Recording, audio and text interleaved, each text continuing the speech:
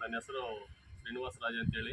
ನಮ್ಮ ವಿಲೇಜ್ ಚಿಕ್ಕಬಳ್ಳಾರಿ, ಅಚ್ಚಳ್ಳಿ ಹೋಬಳಿ, ಸಿರುಗುಪ್ಪ ತಾಲೂಕು, ಬಳ್ಳಾರಿ ಡಿಸ್ಟಿಕಲ್ಲಿ. ನಮ್ಮ ಕೃಷಿ ವಿಶ್ವವಿದ್ಯಾಲಯದಲ್ಲಿ ಹೈಡ್ರೋಫೋನಿಕ್ ಇದ್ರ ಬಗ್ಗೆ ಕೆಲಸ ಮಾಡ್ತಿರೋ ನಮ್ಮ ಡಾಕ್ಟ್ರು ಮುಖೇಶ್ ಮೀನಾ ಅವರು ಇದನ್ನು ನಮಗೆ ಒಂದು 4 ತಿಂಗಳ ಕೆಳಗಡೆ ಕೊಟ್ಟಿದ್ದರು. ಟೆಕ್ನಿಷಿಯನ್ಸ್ ಎಲ್ಲ ಬಂದು ಅದನ್ನೆಲ್ಲ ಫಿಟ್ ಮಾಡಿ ಯಾವ ಥರ ಏನು ಅಂತ ಎಲ್ಲ ಹೇಳ್ಕೊಟ್ಟ ಮೇಲೆ ನಾವು ಸ್ಟಾರ್ಟ್ ಮಾಡಿದ್ವಿ. ಈಗ ಒಂದು 4 ತಿಂಗಳಿಂದ ಇದರಿಂದ ನಾವು ಉಪಯೋಗ ಪಡಿತಾ ಇದ್ದೀವಿ.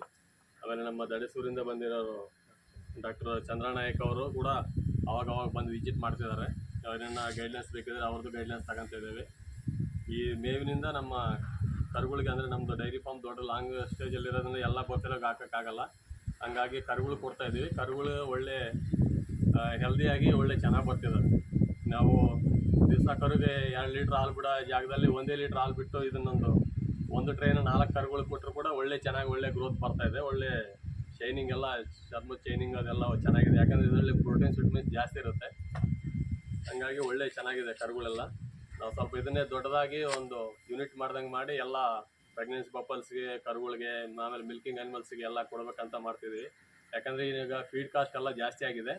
ಇದರಿಂದ ನಮಗೆ ಈ ಹೈಡ್ರೋಫೋನಿಕ್ಕಿಂದ ನಾವು ಒಳ್ಳೆ ಬೆನಿಫಿಟ್ ತಗೋಬೋದು. ಒಬ್ಬರು ವರ್ಕರ್ ಇದ್ದರೂ ಕೂಡ ನಮ್ಮ ಎಲ್ಲ ಡೈರಿ ಫಾರ್ಮ್ಗೆ ಆಗೋಷ್ಟನ್ನು ನಾವು ಈ ಹೈಡ್ರೋಫೋನಿಕ್ ಬೆಳೆನ ಬೆಳೆಸ್ಕೊಂಡು ನಾವು ಇದು ಮಾಡ್ಬೋದು. ಯಾಕಂದರೆ ಇದು ಒಂದು ಅರ್ಧ kg ಹಾಕಿದರೆ ಒಂದು ಟ್ರೈಯಲ್ಲಿ ನಮಗೆ 15ರಿಂದ 20 ದಿವಸದಲ್ಲಿ ನಮಗೆ ಇದು ಒಂದು 10 kg ತನಕ ಮೇವು ಒದಗಿಸುತ್ತೆ. ಇದರಿಂದ ನಮಗೆ ಭಾಳ ಉಪಯೋಗ ಇದೆ ರೈತರಿಗೆಲ್ಲರಿಗೆ. ಯಾಕಂದರೆ ನಾವು ಗದ್ದೆಗೆ ಹೋಗೋದು, ಬೀಜ ಬಿತ್ತೋದು, ಅದನ್ನು ಮೇವು ಕೊಯ್ಕೊಂಬರೋದು, ಇದನ್ನೆಲ್ಲ ಮಾಡೋದಕ್ಕಿಂತ ಇದರಲ್ಲಿ ಬೀಜ ಕಾಳು ಅದರಲ್ಲಿ ಇರುತ್ತೆ. ಇದರ ಬೇರಿನ ಅಂಶ ಕೂಡ ಒಳ್ಳೆ ಸ್ವೀಟ್ನೆಸ್ ಇರೋದ್ರಿಂದ ಅವು ಕೂಡ ಒಳ್ಳೆ ಪ್ರೋಟೀನ್ ವಿಟಮಿನ್ಸು ಸಿಗುತ್ತೆ ದನಗಳಿಗೆ.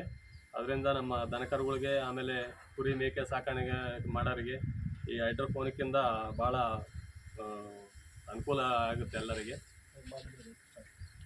ಇದನ್ನು ಸ್ಟಾರ್ಟಿಂಗ್ ನಾವು ಬೀಜ ತಗೋಬೇಕು ಸರ್. ಬೀಜ ತಗೊಂಡು ಒಂದು ದಿವಸ ರಾತ್ರಿ ಆಗಲೂ 24 ಅವರ್ಸ್ ನೆನೆ ಹಾಕಿ, ಆಮೇಲೆ ಅದನ್ನು ಸ್ವಲ್ಪ ಕಾವು ಬರೋಂಗೆ ಯಾವುದಾನ ಒಂದು ಗೋಣಿ ಚೀಲದಲ್ಲಾಗಲಿ, ಒಂದು ಕಾಟನ್ ಬಟ್ಟೆಯಲ್ಲಾಗಲಿ ಸ್ವಲ್ಪ ಕಾವಿಗೆ ಹಾಕಿ, ಅದು ಮೊಳಕೆ ಬಂದಮೇಲೆ ನಾವು ಟ್ರೇಯಲ್ಲಿ ಹಾಕ್ಕೊಂಡು ಇದು ಮಾಡಿದ್ರೆ ನಮಗೆ ಆಟೋಮೆಟಿಕ್ಕಾಗಿ ಗ್ರೋತ್ ಬರುತ್ತೆ. ಇದರಲ್ಲಿ ಮೇನ್ ಪ್ರಾಬ್ಲಮ್ ಅಂದರೆ ಫಂಗಸ್ ಬರೋದಂಗೆ ಸ್ವಲ್ಪ ಚೆನ್ನಾಗಿ ನೋಡ್ಕೊಂಬಿಟ್ರೆ ಸಾಕು. ಮತ್ತು ಅದೊಂದು ನೋಡ್ಕೊಂಡ್ರೆ ಸಾಕು ನಮಗೆ. ಇದರಿಂದ ಬೇರೆ ಯಾವುದು ತೊಂದರೆ ಆಗೋಲ್ಲ. ಆ ಫಂಗಸ್ ಒಂದು ಅಟ್ಯಾಕ್ ಆಗದಂಗೆ ನೋಡ್ಕೊಂಡು. ಇದೆಲ್ಲ ಮಿಷನ್ ಕೂಡ ಎಲ್ಲ ಆಟೋಮೆಟಿಕ್ ಇದೆ. ಇದರಿಂದ ಕೂಡ ಒಳ್ಳೆ ನಮಗೆ ಆಗಲೆಲ್ಲ ತೊಂದರೆ ಇಲ್ಲ. ಬೆಳಗ್ಗೆ ಒಂದು ಸ್ವಲ್ಪ, ಸಾಯಂಕಾಲ ಒಂದು ಸ್ವಲ್ಪ ಟೈಮ್ ಸ್ಪೆಂಡ್ ಮಾಡಿದರೆ ಸಾಕು. ಇದಕ್ಕೆ ಒಂದು 10 ನಿಮಿಷ. ಇದನ್ನು ಕೊಟ್ಟಿರೋ ನಮ್ಮ ರಾಯಚೂರು ಕೃಷಿ ವಿಶ್ವವಿದ್ಯಾಲಯದ ಮುಖೇಶ್ ಮೀನಾ ಅವರಿಗೆ, ಡಾಕ್ಟರ್ ಮುಖೇಶ್ ಮೀನಾ ಅವರಿಗೆ ನಮ್ಮ ಧನ್ಯವಾದಗಳು. ಮತ್ತು ನಮ್ಮ ಚಂದ್ರನಾಯಕ್ ಅವರಿಗೆ ದಡಸೂರಿಂದ, ಇವರು ಕೂಡ ಅವಾಗ ಬಂದು ನಮಗೆ ವಿಸಿಟ್ ಕೊಡ್ತಾ ಇರ್ತಾರೆ. ಅವರಿಗೂ ಕೂಡ ನಮ್ಮ ಧನ್ಯವಾದಗಳು. ಇದನ್ನು ಬಳಸಿ ಎಲ್ಲ ರೈತರು ಇದರ ಉಪಯೋಗ ಪಡೀಬೇಕಂತೇಳಿ ನಾನು ಕೋರ್ತೇನೆ. ಧನ್ಯವಾದ.